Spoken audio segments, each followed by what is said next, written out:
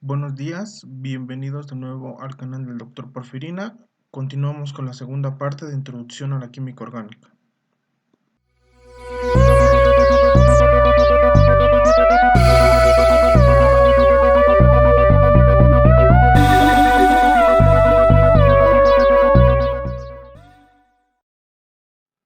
Ahora, ¿qué son las estructuras de resonancia? Las estructuras de resonancia son estructuras con el mismo arreglo de átomos, pero diferente distribución de electrones. Claramente son representaciones. Estas están representadas por flechas que van a indicar el movimiento de electrones y por una flecha de doble cabeza entre ellas para obviamente indicar que ambas son estructuras de resonancia. Aquí entonces hay que hacer una diferencia entre las flechas que separan estas estructuras. Bien, en los ejemplos que vemos, una estructura de resonancia está representada por una flecha de doble cabeza, como ya lo habíamos dicho. Por otro lado, una estructura que representa, o bueno, una flecha más bien, una reacción en equilibrio, es una doble flecha de media cabeza. Y también debemos de recordar que las estructuras de resonancia no son isómeros, ¿ok? Los isómeros son moléculas de diferentes propiedades, pero con la misma fórmula molecular. En este caso yo les pongo el ejemplo del etanol y del dimetil éter, por ejemplo. Bueno, las estructuras de resonancia nos van a permitir ver la deslocalización de ciertos pares de electrones entre dos o más átomos. Y esta deslocalización le va a conferir a la molécula cierta estabilidad. Por eso podemos decir que mientras más estructuras de resonancia tiene una estructura, más estable es. Por lo tanto, la estructura está estabilizada por resonancia. Ahora, una vez que ya hemos establecido las estructuras de resonancia, si ya sabemos que una estructura puede tener más de un arreglo de electrones, entonces, ¿cómo sabemos cuál es la estructura real? Bien, para esto debemos de recordar que las estructuras de resonancia son solo representaciones que nos ayudan a predecir ciertas características. Pero la estructura real es un promedio de todas las estructuras de resonancia posibles, a la que llamamos híbrido de resonancia. Ahora, cada una de estas estructuras de resonancia va a contribuir de manera diferente a este híbrido. Estas contribuciones vamos a dividirlas en dos, que va a ser un contribuyente principal, al cual se le va a atribuir la estructura más estable, y al contribuyente secundario, que se le va a atribuir la estructura menos estable.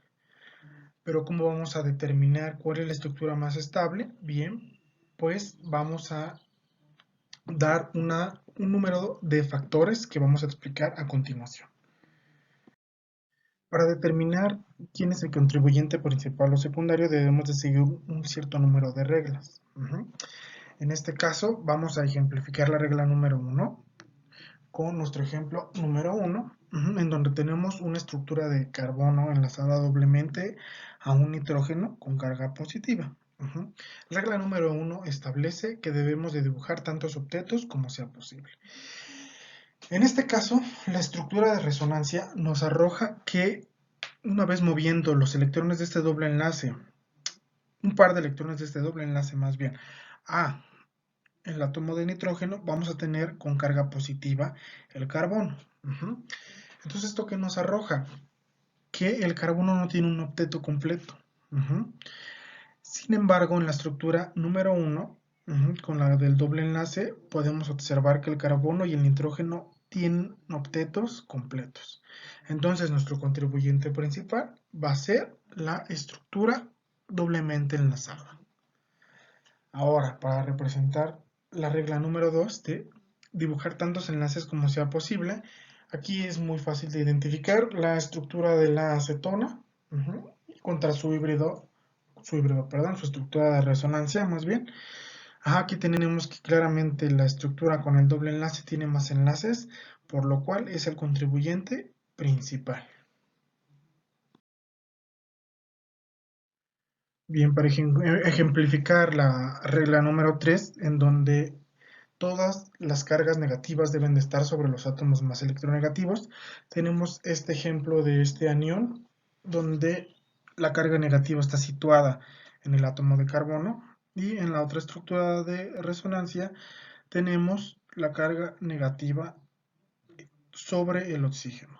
Por obvias razones, la estructura o contribuyente principal es la estructura que tiene el oxígeno con la carga negativa, ya que el oxígeno es un átomo más electronegativo que el carbono.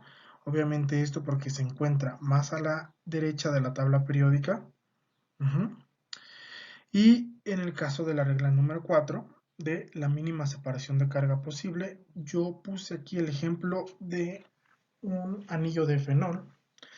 Las estructuras de resonancia de un anillo aromático, digo, pueden haber bastantes. Sin embargo, para este caso, el contribuyente principal es el anillo de fenol, ya que tiene todos los octetos completos y no tiene ninguna separación de cargas. Bien, ahora hablemos un poco sobre la geometría molecular. Bien, para nosotros predecir la geometría molecular de un compuesto, vamos a tener que determinar dos variables importantes, que son la longitud de enlace y el ángulo de enlace. La longitud de enlace es la distancia promedio entre dos átomos en un enlace. Ahora, ¿cómo vamos a identificar esto? Bueno, pues la longitud de enlace va a disminuir en una fila de izquierda a derecha como el tamaño del átomo disminuye. Entonces, nosotros vamos a observar que un átomo, por ejemplo aquí el oxígeno, va a tener un enlace más pequeño, por ejemplo, con el hidrógeno, que el nitrógeno y el carbono, ya que el oxígeno es un átomo más pequeño. Recordemos que el tamaño de un átomo va a crecer de derecha a izquierda en la tabla periódica. Ahora, en el caso de los halógenos, por ejemplo, también la longitud de enlace va a incrementar de arriba hacia abajo en una columna, como el tamaño de los átomos incrementa. En este caso tenemos el ejemplo de diferentes átomos de hidrógeno enlazados a halógenos. Nosotros tenemos que el flúor es el átomo más pequeño, y conforme nosotros vamos bajando, el radio atómico o el tamaño del átomo va a ir aumentando. Entonces, el enlace más corto o más pequeño va a ser el que está enlazado al flúor, y el más largo va a ser el que está enlazado al halógeno yodo. Para nosotros determinar lo que es el ángulo de enlace, vamos a tener que recordar la teoría de repulsión de pares de electrones de la capa de valencia. Esta teoría va a establecer que los pares de electrones se van a repeler unos a otros. Esto quiere decir que el arreglo más estable va a ser el que en donde la molécula va a mantener todos los grupos tan alejados como sea posible unos de otros. Y bueno, dependiendo del número de grupos que rodeen al átomo central, va a ser su geometría y el ángulo de enlace que tendrá esta molécula. Por ejemplo, si lo rodean dos grupos, en el caso del hidruro de berilio, vamos a tener una geometría lineal y su ángulo de enlace va a ser de 180 grados. Si nosotros tenemos, por ejemplo, aquí el átomo de azufre que está rodeado por tres grupos, vamos a tener una geometría trigonal plana y va a ser de 120 grados.